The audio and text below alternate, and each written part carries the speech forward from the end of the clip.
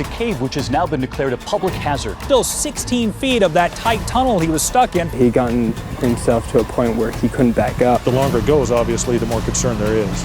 A piece of equipment broke at that time. He has since slid back into that original position.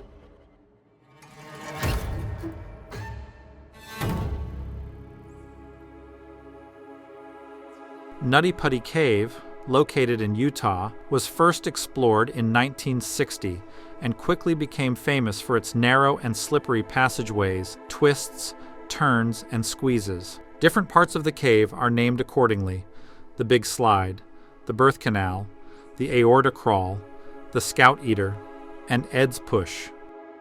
Nutty Putty Cave is a hydrothermal cave with a total surveyed length and depth of 1,355 and 145 feet, respectively.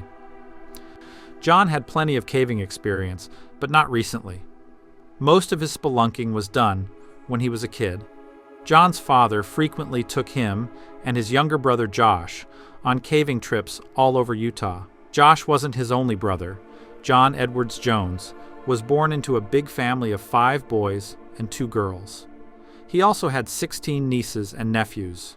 John was a devout Christian, and according to his family, he was known for his good nature, delightful sense of humor, strong work ethic, a love of and unwavering faith in the gospel of Jesus Christ, and his commitment to his family as an amazing husband, father, son, and brother. At the time of the accident, John was studying to become a pediatric cardiologist. He had recently become a father, and his wife was pregnant with their second child. On November 24, 2009, the brothers John and Josh decided to rekindle their love for caving and picked Nutty Putty Cave as their next conquest. It was 8 p.m. on Wednesday, just a few days before Thanksgiving, when they arrived at the cave site. They weren't alone. 9 more friends and acquaintances had joined them, so by caving standards, it was quite a large group that finally entered the Nutty Putty Cave.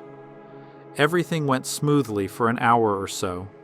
The party had explored the largest room in the cave, aptly named the Big Slide.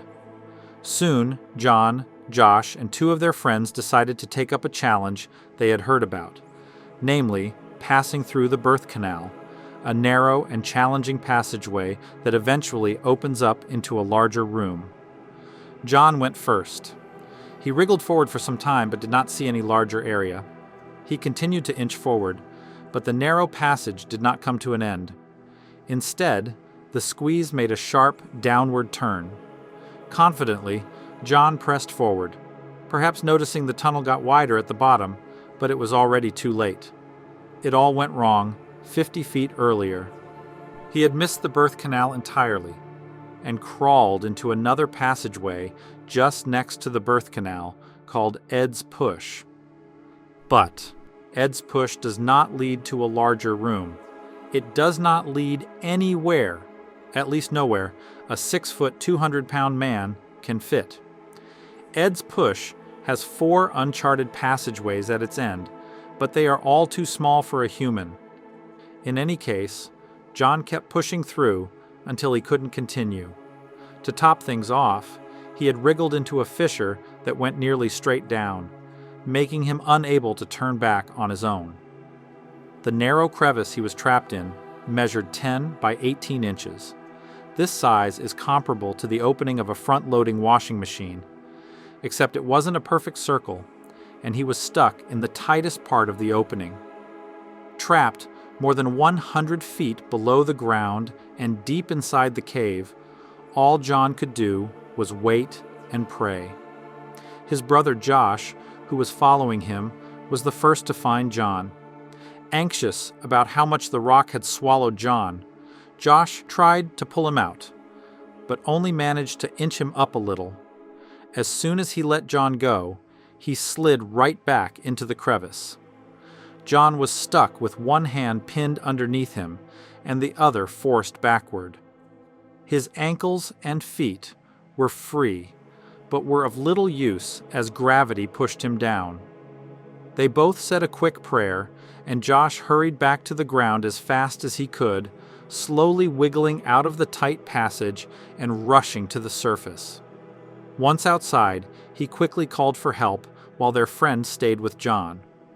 The first person to arrive to help, Susan, was a local rescue volunteer who immediately dropped everything she was doing when she received the message on her rescue pager and rushed to the scene with her Toyota.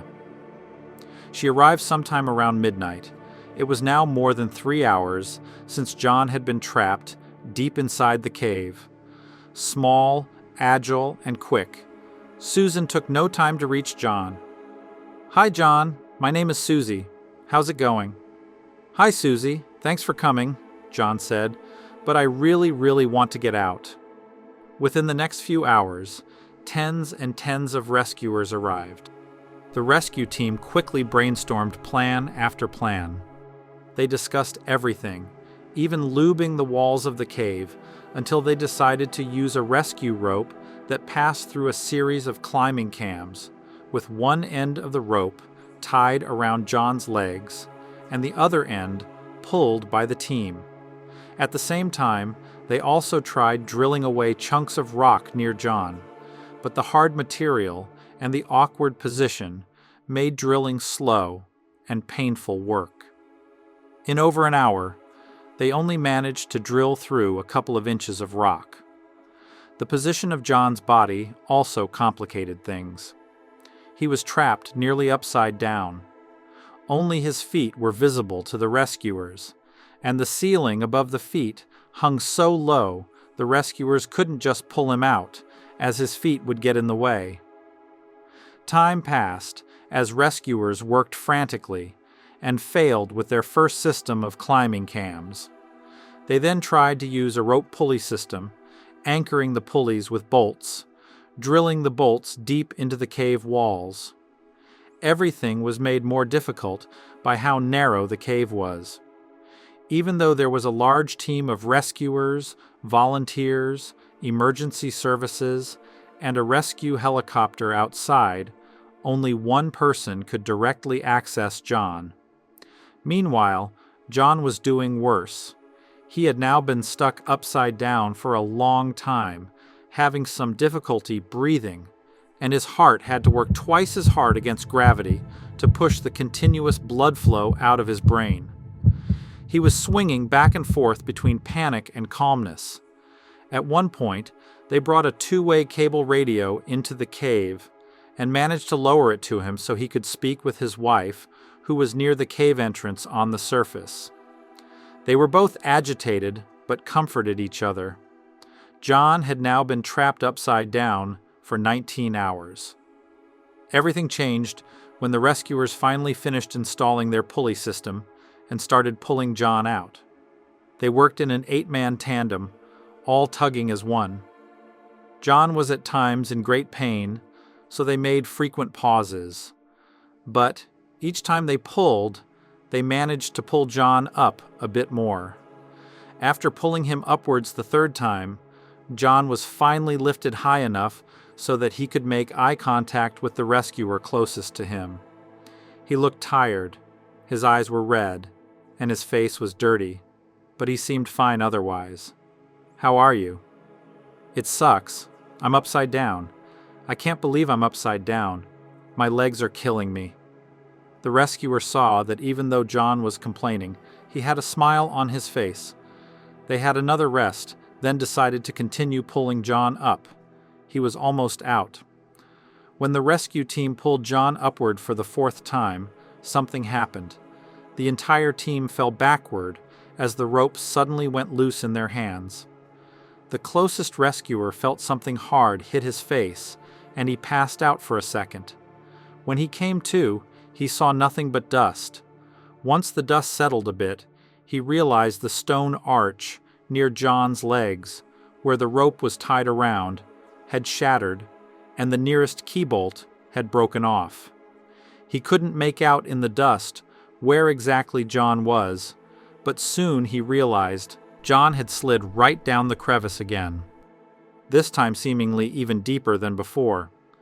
As the rescuer suffered severe facial injuries from the impact with a metal carabiner and couldn't continue his rescue efforts, he had to switch places with his dad, who was also on the rescue team. When he reached John, he realized that John's breathing was much more shallow and less frequent, and he was struggling to stay alive. The rescuer called for John but received no response. Desperate, he tried to lower himself into the crevice to put the rope around John's waist, but got stuck himself. After finally wriggling himself free, he drilled a new hole for the pulley and crawled out of the cave, exhausted, to be replaced by yet another rescuer who reached John but couldn't make contact with him. Soon after, a medical professional crawled into the cave and reached John. At midnight, November 25th, John was pronounced dead. He was 26 years old. A total of 137 rescuers worked hard for 27 hours to save John, but had to leave the tragic site with empty hands and heavy hearts. One of them told the media this was his toughest rescue in his 29 years of being a search and rescue volunteer. The next day, the authorities determined that it was too difficult and dangerous to get his body out of the cave, so Nutty Putty Cave will forever remain the final resting place for John Edwards Jones. Thank you for watching, and if you did enjoy the video, consider subscribing. Until the next true horror episode, it's goodbye from me.